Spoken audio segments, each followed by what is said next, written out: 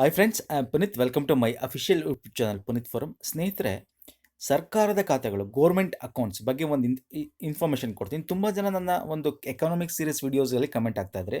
ಇದು ಎಕನಾಮಿ ಪರ್ಫೆಕ್ಟಿಂದ ಕೂಡ ತುಂಬ ಇಂಪಾರ್ಟೆಂಟು, ಪೊಲಿಟಿ ಪರ್ಫೆಕ್ಟಿಂದ ಕೂಡ ನಾವು ಇದನ್ನು ಒಂದು ಇದರಿಂದ ನೋಡ್ಬೋದು.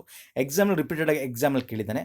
Consolidated fund of India, contingency fund of state ಅಥವಾ ಇಂಡಿಯಾ, ಪಬ್ಲಿಕ್ ಅಕೌಂಟ್ ಅಂತ ಬರುತ್ತೆ. ಓಕೆ, ಕನ್ನಡದಲ್ಲೂ ಕೂಡ ಇದೇನು ಎಲ್ಲ ಡೀಟೇಲ್ ಆಗಿ ನಿಮಗೆ ಕೊಡ್ತಾ ಹೋಗ್ತೀನಿ ಇನ್ಫಾರ್ಮೇಷನ್ಸು. ಯಾವ ಒಂದು ಆರ್ಟಿಕಲ್ ವಿಧಿ ಅಂಡರಲ್ಲಿ ಬರುತ್ತೆ, ಎಕ್ಸಾಮಲ್ಲಿ ಹೆಂಗೆ ಕ್ವಶನ್ಸ್ ಬಂದಿತ್ತು, ಇವೆಲ್ಲ ಇಂಪಾರ್ಟೆಂಟ್ ಆಗುತ್ತೆ. ಯಾರು ನನ್ನ ಟೆಲಿಗ್ರಾಮ್ ಚಾನಲ್ ಜಾಯ್ನ್ ಆಗಿಲ್ಲ, ಜಾಯ್ನ್ ಆಗಿ ಸ್ನೇಹಿತರೆ. PDF ನೋಟ್ಸ್ಗೋಸ್ಕರ, ಕ್ವಿಝಸ್ ಅಟೆಂಡ್ ಮಾಡೋಕ್ಕೋಸ್ಕರ, ಬೇರೆ ಬೇರೆ ಜಾಬ್ ರಿಲೇಟೆಡ್ ಇನ್ಫಾರ್ಮೇಷನ್ಸ್ಗೋಸ್ಕರ ಪುನೀತ್ ಫೋರಮ್ ಅಂತೇಳಿ ನೀವು ಸರ್ಚ್ ಮಾಡಿದ್ರೂ ಸಿಗುತ್ತೆ. PUNEETHFORUM ಅಂತೇಳಿ. ಅಥವಾ ಈ ಒಂದು ವಿಡಿಯೋದ ಡಿಸ್ಕ್ರಿಪ್ಷನ್ ಬಾಕ್ಸಲ್ಲಿ ಲಿಂಕ್ ಕೂಡ ನಿಮಗೆ ಲಭ್ಯ ಇದೆ. ಫೈನ್. ಸೊ ನಮ್ಮ ಸರ್ಕಾರದ ಖಾತೆಗಳು, ಓಕೆ, ಗೌರ್ಮೆಂಟ್ ಅಕೌಂಟ್ಸಲ್ಲಿ ಈಗ ಸರ್ಕಾರಿ ಮನೆ ನೋಡಿ, ಸರ್ಕಾರಕ್ಕೆ ದುಡ್ಡು ಬರುತ್ತಲ್ಲ, ಅದು ಒಂದು ಪ್ರಮುಖವಾಗಿ 3 ಖಾತೆಗಳಿವೆ. ಆ 3 ಖಾತೆಗಳಿಗೆ ಹೋಗಿ ಕೂತ್ಕೊಳ್ಳುತ್ತೆ. ಸೊ ಯಾವ್ಯಾವ ಖಾತೆಲಿ ಹೋಗಿ ಕೂತ್ಕೊಳ್ಳುತ್ತೆ, ಅದರ ಒಂದು ದುಡ್ಡು ಏನು, ಮತ್ತು ಅದಕ್ಕೆ ಅಪ್ರೂವಲ್ ಬೇಕಾ, ಖರ್ಚು ಮಾಡಬೇಕಂದ್ರೆ ಇದೆಲ್ಲ ಡೀಟೇಲ್ ನಾವು ತಿಳ್ಕೊಬೇಕಾಗುತ್ತೆ. ಪ್ರೀವಿಯಸ್ ಇಯರ್ ಕ್ವಶನ್ಸಲ್ಲಿ ಇದ್ರ ಬಗ್ಗೆ ಕೇಳಿದ್ದಾನೆ. UPSL ಕೇಳಿದ್ದಾನೆ, KPSL ಕೂಡ ಕೇಳಿದ್ದಾನೆ. ಸೊ ಅದರಿಂದ ಇದು ಯಾವ ಆರ್ಟಿಕಲ್ ಬರುತ್ತೆ ಕಂಪ್ಲೀಟಾಗಿ ಒನ್ ಬೈ ಒನ್ ತಿಳ್ಕೊತಾ ಹೋಗೋಣ ಸ್ನೇಹಿತರೆ. ಮೊದಲನೇದು ಸಂಚಿತ ನಿಧಿ. Okay, consolidate fund of India ಅಂತ ಕರಿತೀವಿ ನೋಡಿ. ಇದು ಎಲ್ಲ ಒಂದು ನಿಮಗೆ ಈಗ ನಾನು ಇಂಡಿಯಾ ಬಗ್ಗೆ ಮಾತಾಡ್ತೀನಿ. ಓಕೆ, ಇದು ಸ್ಟೇಟಲ್ಲೂ ಇರುತ್ತೆ. ಈಗ ಈಗ ಭಾರತದ ಗೌರ್ಮೆಂಟ್ಸ್, ಭಾರತ ಸರ್ಕಾರದಲ್ಲೂ ಕೂಡ ಇರುತ್ತೆ. ಅದೇ ರೀತಿ ನಮ್ಮ ಸ್ಟೇಟ್ ಗೌರ್ಮೆಂಟಲ್ಲೂ ಕೂಡ ಇದೇ ರೀತಿ ಇರುತ್ತೆ. ನಾವು ಈಗ ಒಂದನ್ನು ತಿಳ್ಕೊಂಡ್ರೆ ಇದು ಎಲ್ಲದಕ್ಕೂ ಅಪ್ಲಿಕೇಬಲ್. Okay, fine. ಓಕೆ, ಸಂಚಿತ ನಿಧಿ ಅಥವಾ ಏಕೀಕೃತ ನಿಧಿ ಅಂತ ಕೂಡ ಕರಿತೀವಿ. ಏಕೀಕೃತ ನಿಧಿ ಅಂತ ಕೂಡ ಕರೀತಾರೆ ಇದನ್ನ. ಓಕೆ, ಕೃತ ನಿಧಿ ಅಂತ. ಇದು ಕನ್ಸಾಲಿಡೇಟ್ ಫಂಡ್ ಅಂತ ಇಂಗ್ಲೀಷಲ್ಲಿ ಹೇಳ್ತಾರೆ. ಇನ್ನೊಂದು ಸಾರ್ವಜನಿಕ ನಿಧಿ, ಪಬ್ಲಿಕ್ ಅಕೌಂಟ್. ಓಕೆ, ಇನ್ನು ತುರ್ತು ನಿಧಿ ಅಥವಾ ಇದನ್ನು ನೀವು ಎಮರ್ಜೆನ್ಸಿ ಅಂತ, ತುರ್ತು ಪರಿಸ್ಥಿತಿ ಅಂತ ಮಾಡ್ತಕ್ಕಂಥದ್ದು, ಕಾಂಟಿಜೆನ್ಸಿ ಫಂಡ್ ಅಂತ ಇಂಗ್ಲೀಷಲ್ಲಿ ಕರೀತಾರೆ. ಇದು ಯಾರ ಅಂಡರಲ್ಲಿರುತ್ತೆ, ಇದ್ರ ಕತೆ ಏನು, ಕಂಪ್ಲೀಟಾಗಿ ಒನ್ ಬೈ ಒನ್ ಯಾವ ವಿಧಿ ಅಂಡರಲ್ಲಿ ಬರುತ್ತೆ, ಇದೆಲ್ಲ ನಾವು ಡೀಟೇಲ್ ಆಗಿ ತಿಳ್ಕೊತ ಹೋಗೋಣ ಸ್ನೇಹಿತರೆ. ಬನ್ನಿ. ಕನ್ಸಾಲಿಡೇಟ್ ಫಂಡ್ ಅಂತಕ್ಕಂಥದ್ದು 266ನೇ ಆರ್ಟಿಕಲ್ ಬರುತ್ತೆ. ಇದಕ್ಕೆ 266 ಕ್ಲಾಸ್ 1 ಅಡಿಲಿ, ಓಕೆ, ಕ್ಲಾಸ್ 1 ಅಂದರೆ 266 ಸಬ್ ಡಿವಿಷನ್ 1 ಅಂತಕ್ಕಂಥ ವಿಧಿಲಿ ಅಡಿಲಿ ಇದಕ್ಕೆ ಇಲ್ಲಿಂದ ದುಡ್ಡು ನಾವು ತೆಗಿಬೇಕು ಅಂತಂದರೆ ನಮಗೆ ಪಾರ್ಲಿಮೆಂಟ್ರಿ ಅಪ್ರೂವಲ್ ಬೇಕಾಗುತ್ತೆ. ಓಕೆ, ಪಾರ್ಲಿಮೆಂಟ್ರಿ ಅಪ್ರೂವಲ್ ಬೇಕಾಗುತ್ತೆ. ಪಾರ್ಲಿಮೆಂಟ್ ಅಂದರೆ ಸಂಸತ್ತು ಅಲ್ವಾ, ಸಂಸತ್ತಿನ ಅಪ್ರೂವಲ್ ಬೇಕಾಗುತ್ತೆ. ಯಾವುದಕ್ಕೆ? ಸಂಚಿತ ನಿಧಿಗೆ, ಕನ್ಸಾಲಿಡೇಟ್ ಫಂಡ್ ಆಫ್ ಇಂಡಿಯಾಗೆ. ಇದು ಆ ವಿಧಿಯಷ್ಟು 266. ಸೊ ಇಲ್ಲಿ ಏನೇನು ದುಡ್ಡು ಬರುತ್ತೆ, ಈಗ ಸರ್ಕಾರಕ್ಕೆ ಒಂದಷ್ಟು ದುಡ್ಡು ಹೋಗುತ್ತಲ್ಲ, ಈ ಅಕೌಂಟ್ಗೆ ಯಾವ್ಯಾವ ದುಡ್ಡು ಹೋಗುತ್ತೆ ಅಂದರೆ ನಮ್ಮ ಏನು ಟ್ಯಾಕ್ಸು, ನಾನ್ ಟ್ಯಾಕ್ಸು, ತೆರಿಗೆ ಮತ್ತು ತೆರಿಗೆಯೇತರ ಅಂತ ಏನು ಕರಿತೀವಿ. ಓಕೆ, ಅದ್ರ ಬಗ್ಗೆ ನಿಮಗೆ ಗೊತ್ತಿರುತ್ತೆ. ನಾನು ಬೇರೆ ವೀಡಿಯೋಸ್ಗಳಲ್ಲಿ ಮಾಡಿದ್ದೀನಿ, ಯಾವ ತೆರಿಗೆ ಬರುತ್ತೆ, ಯಾವ ತೆರಿಗೆಯೇತರ ಬರುತ್ತೆ ಅಂತ ಹೇಳಿ ಬಜೆಟ್ ವಿಡಿಯೋಗಳೆಲ್ಲ ಹೇಳಿದ್ದೀನಿ.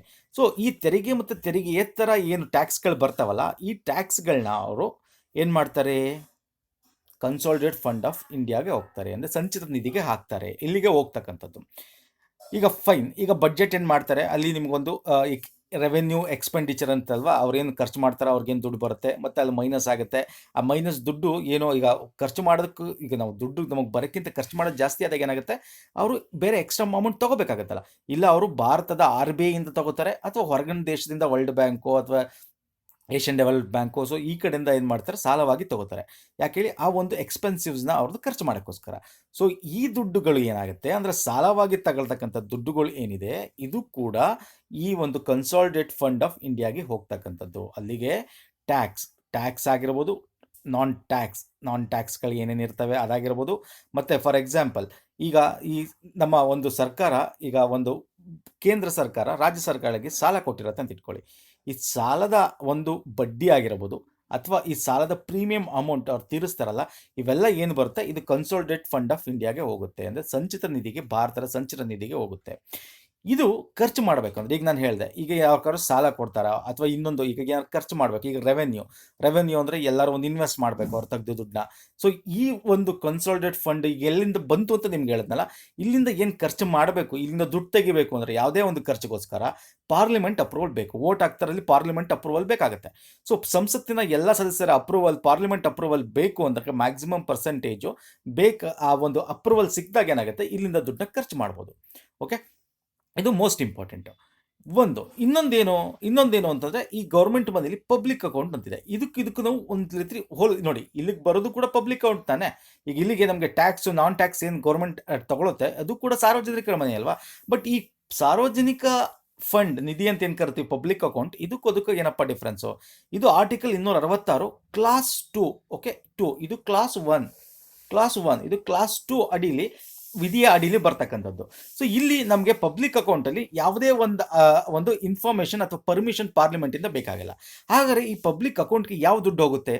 ಈ ಪಬ್ಲಿಕ್ ಅಕೌಂಟ್ಗೆ ಏನು ದುಡ್ಡು ಹೋಗುತ್ತೆ ಅಂತಂದರೆ, ಈಗ ಫಾರ್ ಎಕ್ಸಾಂಪಲ್ ಈಗ LIC ನೀವು ದುಡ್ಡು ಕಟ್ತೀರಾ ಅಲ್ವಾ, ಅಥವಾ ಯಾವ್ದಾರೋ ಒಂದು ಸ್ಟೇಟ್ನ ಒಂದು ಮಿನಿಸ್ಟ್ರಿ ಅಡಿಲಿ ಯಾವ್ದಾರೋ ಒಂದು ಎಮರ್ಜೆನ್ಸಿ ಫಂಡ್ಸ್ನ ಕ್ರಿಯೇಟ್ ಫಂಡ್ಸ್ ಅಂದರೆ ಒಂದು ಇನ್ಶೂರೆನ್ಸ್ ಟೈಪ್ ಮಾಡಿರ್ತಾರೆ, ಅಥವಾ ಮ್ಯೂಚುವಲ್ ಇನ್ಶೂರೆನ್ಸ್ ನೀವು ಮಾಡಿರ್ತೀರ ಸರ್ಕಾರದ ಯಾವ್ದಾರೋ.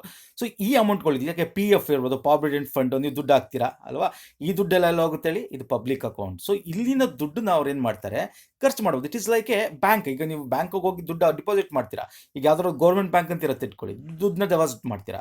ಸೊ ಆ ದುಡ್ಡು ಎಲ್ಲೋಗುತ್ತೆ? ಆ ದುಡ್ಡನ್ನ ಸುಮ್ಮನೆ ಬ್ಯಾಂಕಲ್ಲಿ ಇಟ್ಟಿರಲ್ಲ ಅವರು, ಆ ದುಡ್ಡನ್ನ ತಗೊಂಡವರು ಬೇರೆ ಬೇರೆ ಇನ್ವೆಸ್ಟ್ಮೆಂಟು, ಬೇರೆ ಬೇರೆ ಕಡೆ ಖರ್ಚುಗಳಿಗೆ ಯೂಸ್ ಮಾಡಿರ್ತಾರೆ. ನಾವು ಹೋದಾಗ ಏನಾಗುತ್ತೆ, ಅಲ್ಲಿಂದ ದುಡ್ಡು ತಗೋಬಹುದು. ಸೊ ಹೀಗೆ ಈ ಪಬ್ಲಿಕ್ ಅಕೌಂಟ್ ಅಂತಕ್ಕಂಥ ಸಾರ್ವಜನಿಕ ನಿಧಿ ಇದೆಯಲ್ಲ, PF ಆಗಿರ್ಬೋದು, ಇನ್ಶೂರೆನ್ಸ್ ಅಮೌಂಟ್ LIC ಕಟ್ಟಿರ್ತೀರಾ, ಆ ದುಡ್ಡೆಲ್ಲ ಎಲ್ಲೋಗುತ್ತೆ? LIC ಅವ್ರು ಸುಮ್ಮನೆ ಇಟ್ಕೊಂಡು ಕೂತಿರಲ್ಲ, ಅದನ್ನ ಇನ್ವೆಸ್ಟ್ ಮಾಡ್ತಾರೆ. ಗೌರ್ಮೆಂಟ್ ಸರ್ಕಾರದ ಅಡಿಯಲ್ಲಿ ಇರೋದನ್ನು ಸರ್ಕಾರ ತೊಗೊಂಡು ಇನ್ವೆಸ್ಟ್ ಮಾಡುತ್ತೆ. ಸೊ ಹೀಗೆ ಈ ಒಂದು ಪಬ್ಲಿಕ್ ಅಕೌಂಟ್ ಅಂತ ಏನು ಕರಿತೀವಿ, ಇಲ್ಲಿ ಇರತಕ್ಕಂಥ ದುಡ್ಡನ್ನ ತೆಗೆದುಕೊಳ್ಳೋಕೆ ಏನಾಗುತ್ತೆ, ಯಾವುದೇ ಪಾರ್ಲಿಮೆಂಟ್ ಅಪ್ರೂವಲ್ ಬೇಕಾಗಿಲ್ಲ. ಇದನ್ನೇ ಡಿಫ್ರೆನ್ಸು ಸಾರ್ವಜನಿಕ ಅಕೌಂಟ್ಗೂ ಮತ್ತು ಈ ಸಂಚಿತ ನಿಧಿಗೂ ಏನು ಡಿಫ್ರೆನ್ಸ್ ಅಂತ ಇದೆ. ಇದು 266 ಬರೋದು ಆರ್ಟಿಕಲ್, ಇದು 266, ಇದು ಕ್ಲಾಸ್ 1 ಬರುತ್ತೆ, ಇದು ಕ್ಲಾಸ್ 2 ಅಡಿಲಿ ಬರ್ತಕ್ಕಂಥದ್ದು. ಓಕೆ, ನಿಮ್ಗೆ ಅರ್ಥ ಆಯ್ತು ಅನ್ಕೋತೀವಿ. ಇರೋದು ಕಂಪ್ಲೀಟ್ ಫ್ಲೋ ಚಾರ್ಟು ಕೂಡ ನಿಮಗೆ ತೋರಿಸ್ತೀನಿ, ಡೋಂಟ್ ವರಿ. ಮತ್ತೆ ಇಲ್ಲಿ ಇಂಪಾರ್ಟೆಂಟ್ ಏನು ಅಂತಂದರೆ, ಈಗ ನಾನು ನಿಮ್ಗೆ ಇನ್ನೊಂದು ಎಕ್ಸಾಂಪಲ್ ಕೊಡ್ತೇನೆ. ಈಗ ಫಾರ್ ಎಕ್ಸಾಂಪಲ್ ನಿಮಗೆ 2 ವರ್ಷದಿಂದ ಒಂದೂವರೆ ವರ್ಷದಿಂದ ಈಗ NTPC ಕರೆದಿದ್ರು ರೈಲ್ವೆ ಡಿಪಾರ್ಟ್ಮೆಂಟಿಂದ. ಸೊ ನಾವೆಲ್ಲ ದುಡ್ಡು ಕೊಟ್ಟಿದ್ವಿ, ರೈಲ್ವೆ ಬೋರ್ಡಲ್ಲಿ ಇರುತ್ತೆ. ಸೊ ಈ ದುಡ್ಡನ್ನ ಖರ್ಚು ಮಾಡಿಬಿಟ್ಟಿರ್ತಾರೆ ಇವಾಗ ಅವರು, ಲಕ್ಷಾಂತರ ಕೋಟ್ಯಾಂತರ ರೂಪಾಯಿ ಹಾಕಿರ್ತಾರೆ, ಇನ್ನೂ ಆದರೆ ಎಕ್ಸಾಮ್ಗಳೇ ನಡೆದಿರಲ್ಲ ಅಲ್ವಾ. ಸೊ ಈ ದುಡ್ಡೆಲ್ಲ ಎಲ್ಲಿರುತ್ತೆ ಅಂದರೆ, ಗೌರ್ಮೆಂಟ್ ಈ ಪಬ್ಲಿಕ್ ಅಕೌಂಟ್ ಅಡ್ರಿಲೇನೆ ಏನು ಮಾಡುತ್ತೆ, ಅದನ್ನು ತಗೊಳ್ತಕ್ಕಂಥದ್ದು ಖರ್ಚು ಮಾಡೋಕ್ಕೋಸ್ಕರ. ಓಕೆ ಫೈನ್, ಬನ್ನಿ.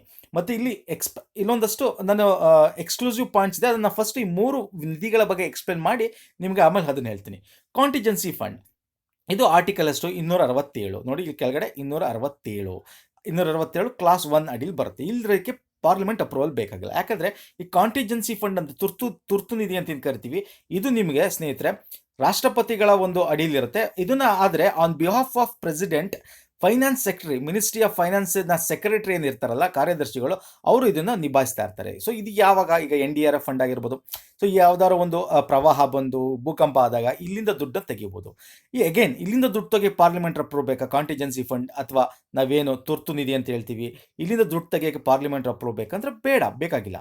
ಆದರೆ ಇಲ್ಲಿ ಒಂದು ತಿಳ್ಕೊಬೇಕು, ಹಾಗಾದ್ರೆ ಇಲ್ಲಿಂದ ತೆಗಿಯಕ್ಕೆ ದುಡ್ಡು ಬೇಕಾಗಿಲ್ಲ, ಆದರೆ ಇಲ್ಲಿಗೆ ದುಡ್ಡು ಎಲ್ಲಿಂದ ಬರುತ್ತೆ? ಸೊ ಎಗೇನ್ ಇಲ್ಲಿ ತುರ್ತು ನಿಧಿಗೆ ದುಡ್ಡು ನಿಮಗೆ ಕನ್ಸಾಲಿಡೇಟ್ ಫಂಡ್ ಆಫ್ ಇಂಡಿಯಾ ಇಂದಾನೆ ಬರೋದು, ಅಂದರೆ ಸಂಚಿತ ನಿಧಿಯಿಂದನೇ ಬರ್ತಕ್ಕಂಥದ್ದು. ಏಕೀಕೃತ ಅಥವಾ ಸಂಚಿತ ನಿಧಿ ಅಂತ ಏನು ಕರಿತೀವಿ, ಇಲ್ಲಿಂದನೇ ಬರ್ತಕ್ಕಂಥದ್ದು. ಸೊ ಇಲ್ಲಿಂದ ಇಲ್ಲಿಗೆ ಹಾಕಬೇಕು ಅಂದರೆ ಎಗೇನ್ ಇಲ್ಲಿ ಏನು ಮಾಡಬೇಕು, ಕನ್ಸಾಲಿಡೇಟ್ ಫಂಡ್ ಆಫ್ ಇಂಡಿಯಾಗೆ ದುಡ್ಡು ತೆಗಿಬೇಕು ಅಂದ್ರೆ ಪಾರ್ಲಿಮೆಂಟ್ ಅಪ್ರೂವಲ್ ಬೇಕು. ಅರ್ಥ ಆಯ್ತಲ್ಲ? This is the most important points.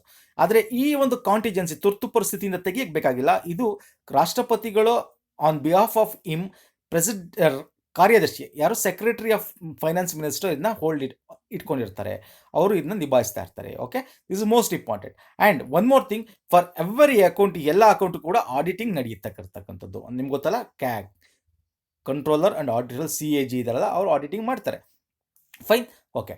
ಈಗ ಇದು ಮುಖ್ಯವಾಗಿದ್ದ ಪಾಯಿಂಟ್. ಇಲ್ಲ ಇನ್ನೊಂದಷ್ಟು ತುಂಬ ಎಕ್ಸ್ಕ್ಲೂಸಿವ್ ಪಾಯಿಂಟ್ಸ್ ಇದೆ, ಇದನ್ನು ನಿಮ್ಗೆ ಫ್ಲೋ ಚಾರ್ಟ್ ಮುಖಾಂತರ ತೋರಿಸ್ತೀನಿ. ಇಲ್ಲಿ ನೋಡಿ, ಕನ್ಸಾಲಿಡೇಟ್ ಫಂಡ್ ಇದೆಯಲ್ಲ, ಕನ್ಸಾಲಿಡೇಟ್ ಫಂಡ್ ಅಂದರೆ ಸಂಚಿತ ನಿಧಿ, revenue account, capital account, public account ಅಂದರೆ ಅಗೇನ್ ಗೌರ್ಮೆಂಟ್ ಬಾರೋಡ್ ತಗೊಳ್ತಕ್ಕಂಥ ರೀಪೇಮೆಂಟ್ ಆಗಿರ್ಬೋದು, ಸಾಲದಿಂದ ಬರ್ತಕ್ಕಂಥದ್ದು, ಅದರ ಲೋನ್ಸಿಂದ ಬರ್ತಕ್ಕಂಥದ್ದು, ಇಂಥದ್ದೆಲ್ಲ ಇಲ್ಲಿಗೆ ಹೋಗ್ತಕ್ಕಂಥದ್ದು. ಓಕೆ, ಇನ್ನು ಈ ಪಬ್ಲಿಕ್ ಅಕೌಂಟಲ್ಲಿ ನಿಮಗೆ ರೆಮಿಟೆನ್ಸ್ ಒಂದು ಹೋಗುತ್ತೆ. ರೆಮಿಟೆನ್ಸ್ ಅಂತಂದ್ರೆ ಏನು? ನಮಗೆ ಹೊರದೇಶದಿಂದ ಬರ್ತಕ್ಕಂಥ ಈ ಸ್ಯಾಲ್ರಿ ತೊಗೊಂಡು ದುಡ್ಡು ಹಾಕ್ತಾರೆ, ಆಯಿತಾ, ಇಲ್ಲಿಗೆ ದುಡ್ಡು ಹಾಕ್ತಾರೆ, ಭಾರತಕ್ಕೆ ಕಳಿಸ್ಬೇಕಾದ್ರೆ ದುಡ್ಡು ಅಕೌಂಟಿಗೆ ದುಡ್ಡು ಹಾಕ್ತಾರೆ, ಅಥವಾ ಬೇರೆ ಯಾವ್ದು ಅನುದಾನಗಳು ಬರ್ಬೋದು.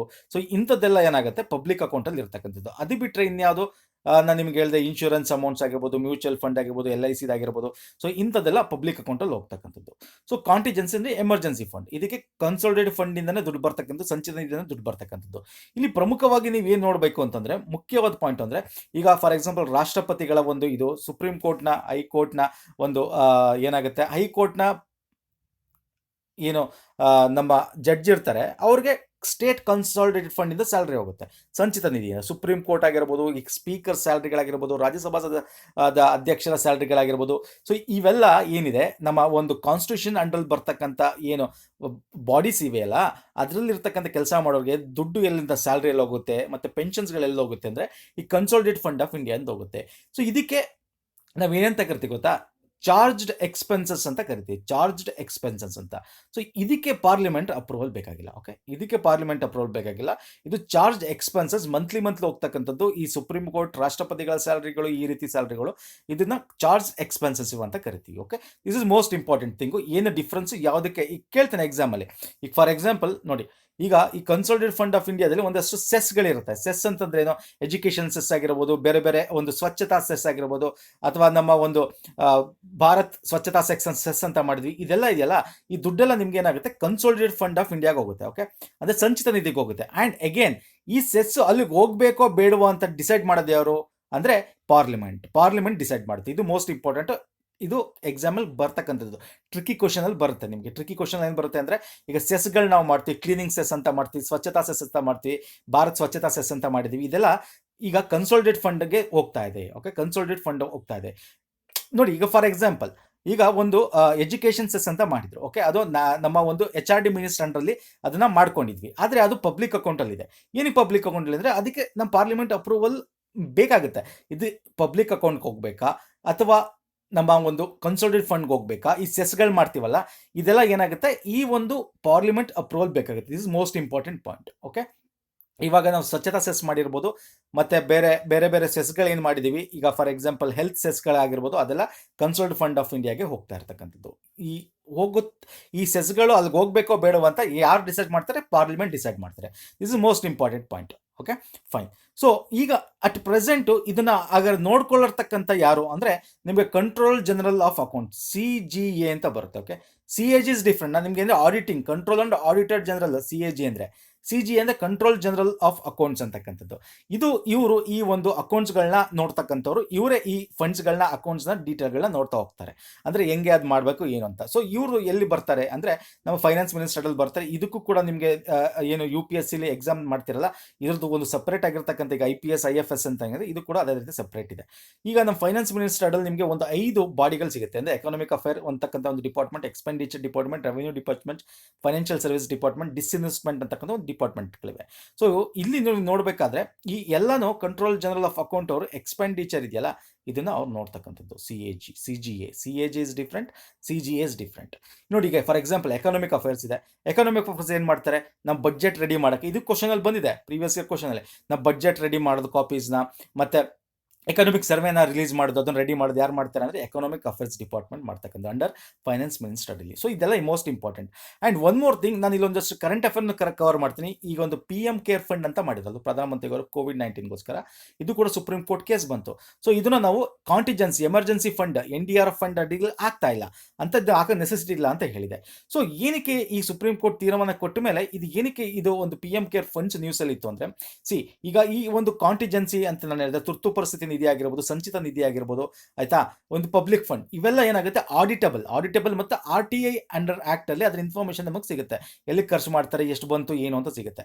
ಆದರೆ ಈ PM ಕೇರ್ ಫಂಡ್ ಯಾವಾಗ ಈ ಒಂದು ಕಾಂಟಿಜೆನ್ಸಿ ಫಂಡ್ ಅಥವಾ ತುರ್ತು ನಿಧಿಗೂ ಹೋಗಿಲ್ಲ, ಯಾವುದಕ್ಕೂ ಹೋಗಿಲ್ಲ ಅಂತ ಏನು ತೀರ್ಪು ಬಂದಿದೆ, ಈಗ ಸರ್ಕಾರಕ್ಕೆ ಒಂದಷ್ಟು ಏನಾಗುತ್ತೆ, ಹೋಲ್ಡ್ ಜಾಸ್ತಿ ಸಿಗುತ್ತೆ. ಅಂದರೆ ನಾವು RTI ಅಡಿಯಲ್ಲಿ ಇದನ್ನ ಕೇಳೋಕ್ಕಾಗಲ್ಲ, ಅದರ ಇನ್ಫಾರ್ಮೇಶನ್ PM ಕೇರ್ ಫಂಡ್ಸ್ದು ಅಲ್ವಾ.